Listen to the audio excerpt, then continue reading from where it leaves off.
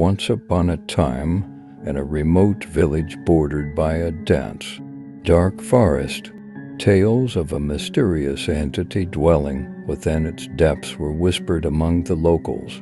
The villagers, bound by superstition and fear, seldom dared to venture into the heart of the woods where shadows seemed to dance and the in this village lived a curious and brave young girl named Emily, whose fascination with the unknown led her to the edge of the forest daily.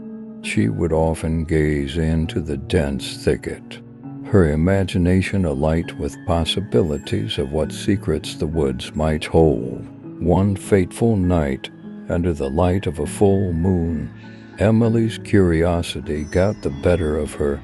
Armed with a lantern and a heart full of courage, she stepped into the forest, the crunch of leaves under her feet breaking the eerie silence. As she ventured deeper, the trees grew taller, and the air grew colder. The moonlight barely pierced through the thick canopy, casting ghostly shadows that played tricks on her eyes. Emily felt a growing sense of unease, but pressed on, driven by an unexplainable pull towards the heart of the woods. Hours passed, and the forest seemed to close in around her. Just when she thought to turn back, she stumbled upon a clearing. In the middle stood an ancient, twisted tree, its bark as black as the night and leaves shimmering like silver under the moonlight. It was both terrifying and mesmerizing. As Emily approached the tree, she heard whispers.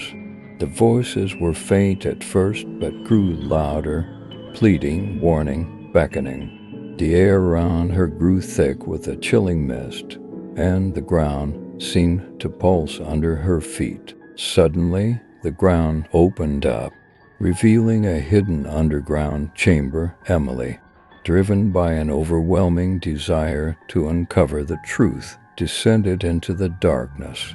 The chamber was vast, filled with relics and symbols of a forgotten time, and in the center, a crystal emitting a faint, pulsing light.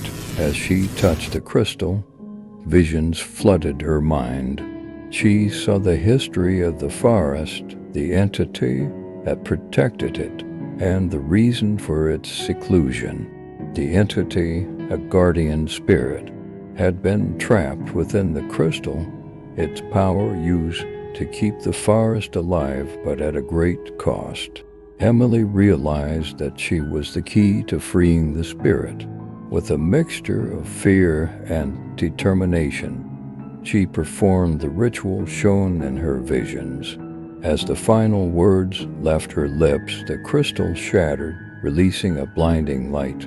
The forest transformed before her eyes. The darkness receded, replaced by a warm, inviting glow. The trees, once ominous, now stood tall and majestic.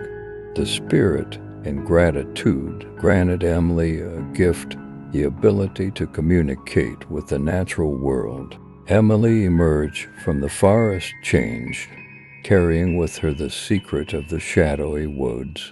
She became the guardian's successor, the protector of the balance between her world and the mystical realm she had uncovered. From that day on, the villagers spoke of the forest not with fear, but with reverence, and Emily became a legend, the girl who unraveled the mystery of the Shadowy Woods and brought harmony to her village. Emily's life was forever altered. After her encounter in the Shadowy Woods, she found herself attuned to the whispers of nature, understanding the language of the trees and the songs of the wind. The villagers, initially skeptical, soon realized that Emily had indeed changed. They would come to her as the seasons passed. The legend of Emily and the Shadowy Woods grew. Travelers from distant lands came seeking the girl who spoke with nature, and the once remote village began to thrive. Emily, however, remained humble, always reminding others that the true guardian of the woods was the spirit. But peace was not to last.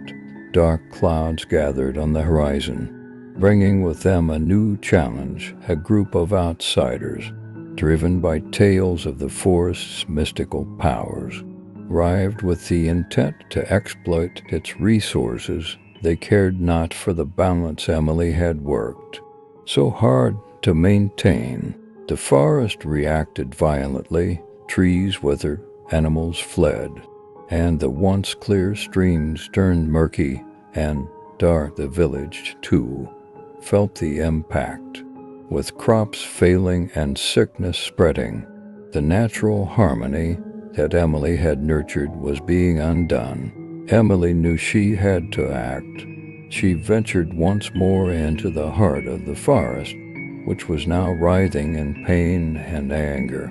The air was thick with despair, and the once friendly whispers were now cries of agony.